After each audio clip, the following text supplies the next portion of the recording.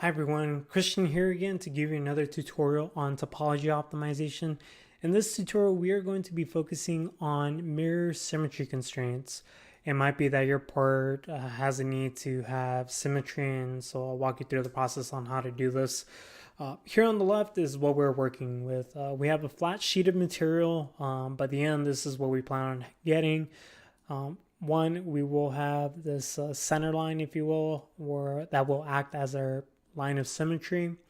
At the same time, we want to take the mass of 67 units of mass and reduce it by 60% until we get a mass of 27.8 units of mass. So let's go ahead and continue on. This is what you can expect in this tutorial.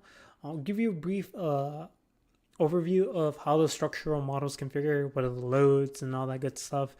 I'll then go over the optimization problem statement. This is very important for you to have. It's critical that you have this before you do any optimization. And then I'll walk you step by step with what the process is for performing topology optimization in Nastran. I'll talk about the design regions, the objective, and the constraints. I then will perform the optimization. And then at the end, I'll show you the actual topology solution. And I'll make some comments regarding some commonly asked questions. Again, these are questions you might have when you're starting with optimization, such as what are the design variables, what does compliance mean, what does fractional mass mean, and a few others. So here, let me go on to the next slide and give you my contact info. If you are a professional engineer and you have questions regarding training or general questions with Nastran Solution 200, you are more than welcome to contact me and I would definitely get back to you. If you are not using Nastran and have a general topology optimization question, you can also contact me. If you are a student or a professional engineer and want access to the Nastran Solution 200 web app, also feel free to send me an email with a request for access. Now here, let's quickly talk about the loading on this sheet of material. Here, the sheet is in the y-x plane. One corner is pinned while the other corner is set up with a roller constraint. Here at the very middle, at this node that you can see here, me highlight, this is where we are applying a point load. And here, let's quickly go over the optimization problem statement. Here, the flat sheet of material is all related to P shell 1. So what we are going to do is say that our first and only design region is for P shell 1. We also have a restriction. We are going to say that the symmetry about the ZX plane of coordinate system 1 will be our line of symmetry. So here, if you can see at the center of the screen or the part, let me use a good marker for this. Here you can see our coordinate system. It lies right on the sheet of material. This is coordinate system 1. You can see that ZX is formed by this plane. So here I'm just drawing the plane. Here in white, I just have a better look at what the plane is. So that's the plane that would be acting as our plane for mirror symmetry. And now as for objective, we want to minimize the compliance of this. We are effectively saying that we want to increase the stiffness of this for the given load. Again, towards the end of the presentation, I go into more details regarding what the compliance is. Also, for the design constraints, we want to set the fractional mass of being less than 0.4. So here what we are saying is that the final solution should keep 40% of the original mass. In other words, we are saying remove 60% of the mass. Again, towards the end of the presentation, I make more details regarding what fractional mass is. Here's what the result will look like if you were not using mirror symmetry. You can see that we would have symmetry across this vertical center line. And the reason is because the structure is symmetric. The loading is right here in the middle. So this would cause the result to be nearly symmetric. What we're doing with the mirror symmetry example, that would be this tutorial, we're defining a plane right here. This is our center line, if you will. This is where we are going to make a symmetry constraint, and here you can see that the top matches the bottom. So now let's go into the steps. The first thing you'll need is the BDF file for this example. In the video description below is a link to this BDF or DAT file. Make sure you have a copy of that on your desktop. You will also need access to the Nastran Solution 200 web app. Again, if you need access to this, send me an email and I'll definitely work with you. Now, we plan on using the web app to specify our design regions, our design objective, our constraints. After that, we will go ahead and perform the optimization with Nastran. And then we are going to look at the actual solution here on the right in the pre-post processor Patran. So let's go ahead and get started with this. So here, let me open the web app. The first thing you want to do is make sure you're in the Topology web app. By default, when you go to the web app, you land on this size version of the web app. So make sure under apps, you click on Topology Optimization. It opens a new web page. Here in the top left-hand corner, it says topology. It's important that it says topology to successfully perform this example. Now, let's go ahead and click on select files. We'll go ahead and select that BDF file you downloaded from the YouTube video.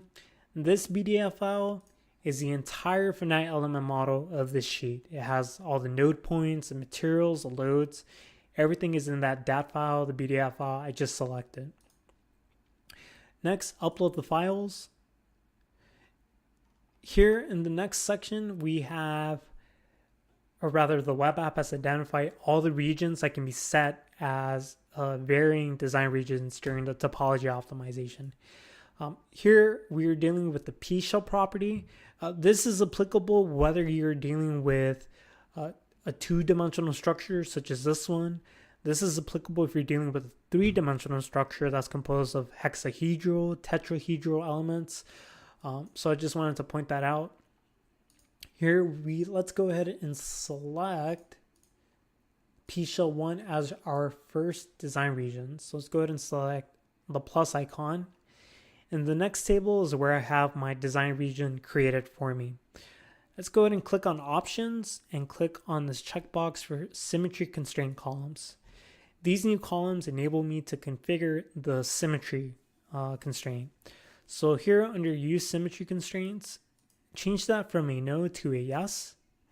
And now here, specify the coordinate system that you're using to specify the plane. So here again, if you can see me rotate the model, the coordinate system has an ID of 1. That 1 should be used in the web app. So let's go ahead and type in 1 there. And now for the symmetry plane. For this, you will need to use, and maybe it'd be worth changing how this is shown. Let me go ahead. Here we go. So here we have the coordinate system. And you can see that we want to define the XZ plane as the symmetry plane. So let's go ahead and set that in the web app. So ZX, so let's mark this checkbox. And then everything else can be left as is. So that completes the definition of the mirror symmetry constraint. Let's go ahead and move on to the objective. Again, we want to minimize the compliance as much as possible. Towards the end of the presentation, I give you more details on exactly what the compliance is. Now let's go ahead and set our constraints. So we'll click on constraints here in the top. Constraint called fractional mass is created for you. By default, it's set to trim out 90% of the mass, or in other words, it wants to keep 10% of the mass. For this example, we want to set the FR mass upper bound to 0.4. This is saying that the topology solution should keep 40% of the mass, or it should leave out 60% of the mass. So again, use 0.4. It's very important that you include the decimal point. And now let me go ahead and look at my notes to see what else we have to do here. One thing before we perform the optimization. The top right hand corner, click on that, and for the maximum number of design cycles, change the 50 to 100. And now you can go to the exporter and download these two new BDF files. So these two new BDF files are the converted version of this original DAT file. What's special about this converted version, and it would help if I opened it now, what was once a solution 101 or linear static analysis is now a solution 200 or optimization BDF file. Statements for the optimization, such as the design objective pointer, the design constraint group pointer, those are now included here. The design model BDF file has the statements needed for Nastran to define the design region, the objective, the fractional mass constraint, and the setting here. Now what we can do is use Nastran to perform the topology optimization. So we'll go ahead and select model BDF and click run. I'll go ahead and pause the video now. It shouldn't take no more than 1 or 2 minutes for this optimization to finish. So we'll go ahead and wait for that. The optimization has just finished. Let's go ahead and first review the F06 file. And then it's always a good habit to inspect this for any user fatal messages. And there are no fatal messages, so that's a good sign. Let's scroll to the very bottom of this file and look at this line. Run terminated due to hard convergence. This line is located after the summary of design cycle history. So this is just a summary of the optimization. This message is telling you whether or not the optimization went through successfully. If it says run terminated due to hard convergence, that means you've had a successful optimization. If you see any other message, that means the optimization behaved differently, and you'll definitely want to pay attention to that. Moving on, let's go ahead and now show the last thing, which is the solutions. So maybe I should go back to the slide. So again, we started here on the left, this big sheet of material, and now we should end up here on the right. So to do this, let me just walk you through the process. I'll go ahead and create a new directory for the Patron session. And then we'll go ahead and start Patron there. Normally you would double click on Patron here on the desktop icon, and that will open it. And then in the top left hand corner, there is a new icon you should select to create a new session. Let's go ahead and right click and import model, MSC Nastran input, and then select the BDF file that was generated by the web app. So model BDF. Let's go ahead and double click that, and the structure is uploaded to my Patron session. Now let's go ahead and display the topology solution. Under tools, under design study, click on post process. Here, click select result file. In the same directory where your optimization was performed, a new file called model.des was created. Select that file in Patron, so model.des, click apply. Patron reacts to it. And now we can go ahead and switch the action to display results. Click on this first row for the result case. Change the threshold to 0.4 and now click apply here. Let's go ahead and look at this from the XZ view. So here is the resulting topology solution. If you click on the model tree, top left hand or top center, you have two groups. One group, default group, has your original structure. The group named high dense group, this is what has your topology solution. So here you might have to play with the checkboxes just to get it to display properly. So there you go. That's how you perform a topology optimization with mirror symmetry constraints. And now what I want to do is talk about some commonly asked questions. So this is where I suspect I'll answer most of the questions you might have to begin with. The first one you might have is, what are the design variables in a topology optimization? In this example, we just specify the region to vary. Nastran, what it does in the background, it will select each element and set the material density of that element as a design variable. So here I'll pick some arbitrary element. So here let's go ahead and define the variable as xi, where I is the element. Again, the design variable is what's known as a normalized material density. So here, if I write density I, where I is the density of that one element, and divided by the original density. So here we could say the original density is possibly 7,800 kilograms per meter cubed. Now, if the design variable takes the value of 0.25, then the density of that one element will be 25% of, or 0.25 of 7,800.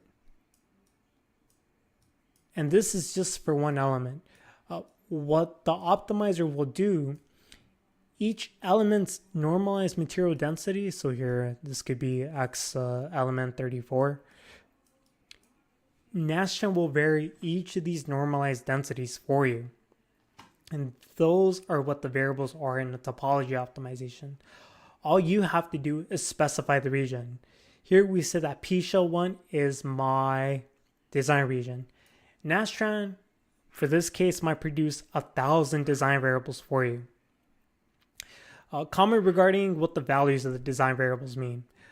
Design variables that are close to 0 means that they have a normalized material density close to 0. So if xi is 0, that means its density is close to 0 too. So it's as if that one element's mass has no impact on the stiffness of the structure. So here at the very beginning we have some density, 7,800. And then here if xi is 0, then the density of the element will have to be 0. So here, if you see any element with the normalized material density or design variable close to 0, that means that element's not necessary for the stiffness. Where on the other hand, if you see an element close to 1, that means that element is kind of critical for the stiffness and it should be capped in the final solution. The next question you might have, compliance. Nastran defines compliance. It's the load times the displacement. This is the same as work. So here I have a piece of literature I found online. It defines that the work is equal to the product times the displacement. This is also related to the total strain energy. Here we see that the total strain energy is half of the work. So when we say minimize the compliance, and here I'll write a big C for compliance, what we are saying is we want to minimize the work. Simultaneously, it's minimizing the strain energy. When you minimize the strain energy, you are actually increasing the stiffness. So I'll write a S here for stiffness. So if you want further evidence that this is true, this is the work and the strain energy, if you look inside of the F06 file, you will find a section called element strain energies.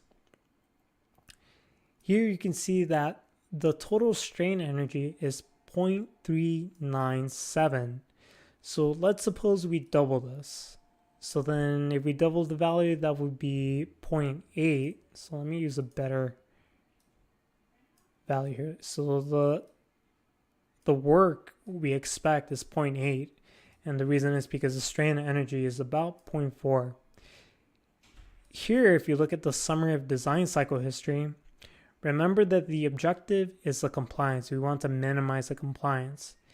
In this column are all the compliance values that are created for each design cycle. At the very initial design, we have a compliance or work value of 0.8. And this is in line with the idea that the work is half the total strain energy. one question you might have as I'm having this discussion is, how is it possible that the stiffness is increased if we're removing material? Before I go ahead and answer that question, I have to define what fractional mass is. Basically, this is a value comparing the current mass to the original mass. So for example, let's suppose that here is our original structure and it had a mass of 1,000 units of mass. Let's suppose that the mass was then reduced to 750 units of mass. The fractional mass of this design compared to the original one is 0.75. And here, when we set the FR mass as a constraint, we're saying remove up to 75, or keep at least 75% of the original mass. Again, it's important that this number be considered the mass that is kept or retained. If you want to think of this differently, that means here we are removing 0.25 of mass, or 25% of the mass.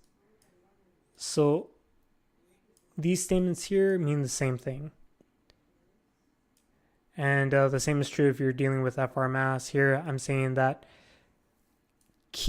retain 50% of the mass. At the same time, remove the other 50%. So again, FR mass is specifying the mass to retain. Now let's talk about how we're exactly increasing the stiffness. Now, remember that the original design may have had a mass of 1,000. Let's suppose that it's 1,000. And then we specified that the FR mass should be less than 0.4. Remember that each element has a normalized material density xi.